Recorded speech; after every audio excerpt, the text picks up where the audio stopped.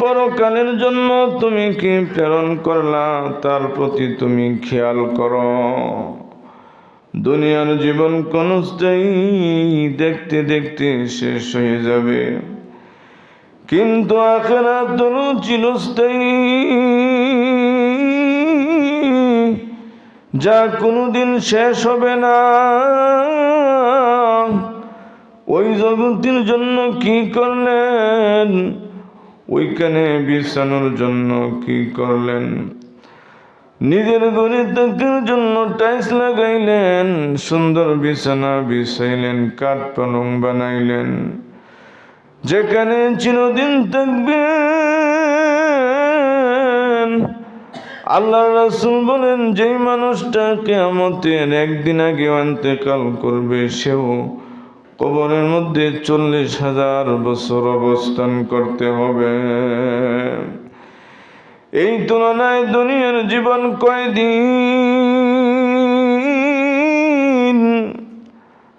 এটা কিছুই না।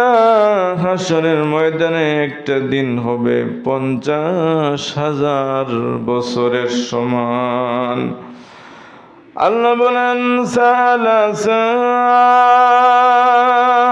সাইলুম বিআযাবিন ওয়াকি'ন লিলকাফিরিনা লাইসা লাহু দাফি'un মিনাল্লাহি যিল মাআরিজ তা'রুজুল মালাইকাতু ওয়ার রূহু ইলাইহি ফি ইয়াউমিন কানা মিকদারুহু 50,000 সানাহ। হাশরের ময়দানের একদিন হবে দুনিয়ার 50,000 বছরের সমান, যা কল্পনাও করা যায় না। ওই সময়ে কোনো বন্ধু বান্ধব পরিচিত কাউকে পাবেন না, আত্মীয় স্বজন নিজের কেউ নাই, ঘর নাই, দুয়ার নাই, বিছানা নাই, কিছু নাই। এমন একটা মুহূর্তের মধ্যে দাঁড়ায় যাবেন যখন সূর্যটা মাথার উপরে আসবে, জমিনটা তামা হয়ে যাবে, টকবক করে মগজ গুলি গলে গলে পড়বে।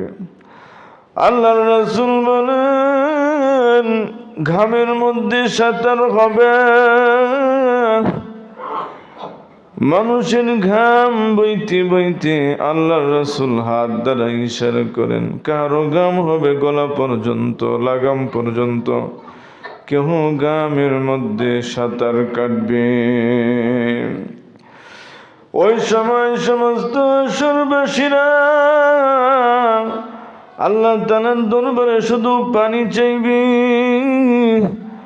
আর বলবে, আল্লাহ আর কতদিন এখানে অপেক্ষমান, আমাদেরকে দাঁড় করায় রাখবা। আল্লাহ তুমি এবার আমাদের হাশরের বিচার শুরু করো। হাদিস শরীফে আসছে, একদল মানুষেরা দৌড়ে যায় হযরত আদম আলাইহিস সালামের কাছে আরজ করবে, ও আদম, আল্লাহ তাআলা নিজের কুদরতি হাতে আপনারে বানাইছেন। কোন মানুষ তখন ছিল না, সর্বপ্রথম মানুষ আপনি। আল্লাহ তাআলা আপনাকে নিজের কুদরতি হাতে বানাইছেন।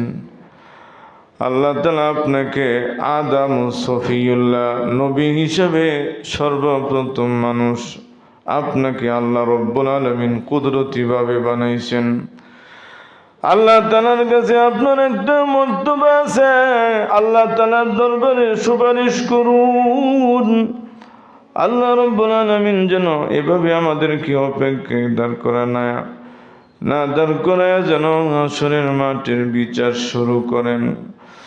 হযরত আদম আলাইহিস সালাম বলেন, আমি পারবো না। আল্লাহ তাআলা যখন আমাকে জান্নাত দিলেন, আমাকে বানায়া আল্লাহ পাক আমাকে জান্নাতে রাখলেন। তাফসীরে ইবনে কাসিরে লেখে, দুনিয়ার বৎসর হিসাবে তিনি 130 বছর জান্নাতে ছিলেন। আল্লাহ তাআলা ওই সময় নিষেধ দিলেন, ও আদম, সব করবা, সব খাইবা, নিষিদ্ধ একটা গাছের দিকে ইশারা দিয়ে বলেন, ওয়ালা তাকর